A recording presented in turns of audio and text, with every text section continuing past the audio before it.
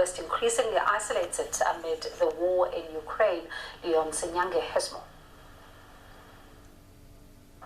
Mr. Lavrov's visit to Uganda comes at a time when Moscow is pushing to consolidate its ties with African nations, many of whom have benefited through commodities, weapons and energy deals. But while in Uganda, Mr. Lavrov echoed the desire to see the United Nations acting quickly on its promise that would have Russia supply its agricultural products and fertilizers to world markets. Last week, United Nations Secretary General Antonio Guterres signed a memorandum of cooperation between Russia and the United Nations. According to the document, UN Secretary General Antonio Guterres made a commitment to ensure the lifting of all the restrictions that I have just mentioned. It was recorded on paper, and I hope that Secretary General Guterres will succeed in doing what he signed up for.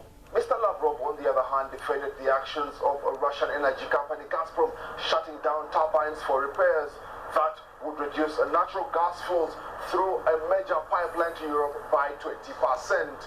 With energy concerns still rife in Europe, the Russian envoy already seems more committed to helping African countries improve their energy sector instead.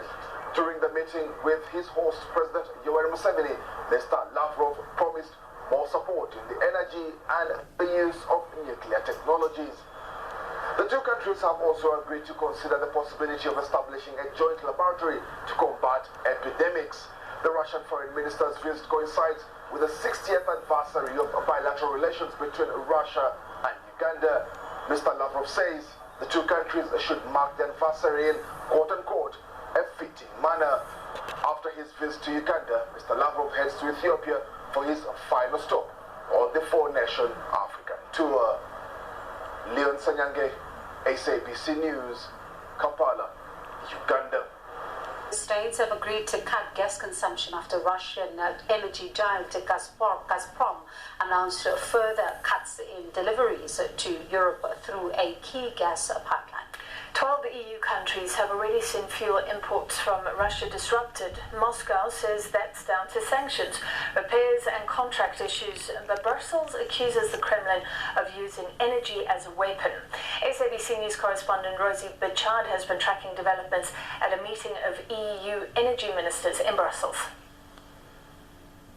Europe woke up to news that Gazprom was once again dropping gas deliveries, this time to 20% of the agreed levels. Now that added a sense of urgency to these talks as European Union nations try to get prepared for a winter potentially without Russian gas. That's something officials here in Brussels say is now a likely scenario, and Czech Industry Minister Josef Sikala says Moscow is trying to divide the EU. The winter is coming and we don't know how cold it will be. But what we know for sure that Putin will continue to play his dirty games in misusing and blackmailing by gas supplies. And this is something we have to prepare our households and economies for, and we have to protect them. That's exactly what ministers tried to do here, and they have sealed a new deal. Gas saving starts right away, but the plans are quite a departure from the original proposals. Some EU member states which don't rely on Russia for energy will be entitled to exemptions or derogations from potential mandatory rationing.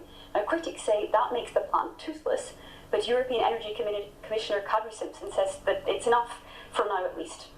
Our initial calculations indicate that even if all the exemptions were used in full, we would achieve a demand reduction that would help us safely through an average winter. Fears remain over what countries may have to resort to if it's an extremely cold winter and gas reserves aren't sufficiently filled.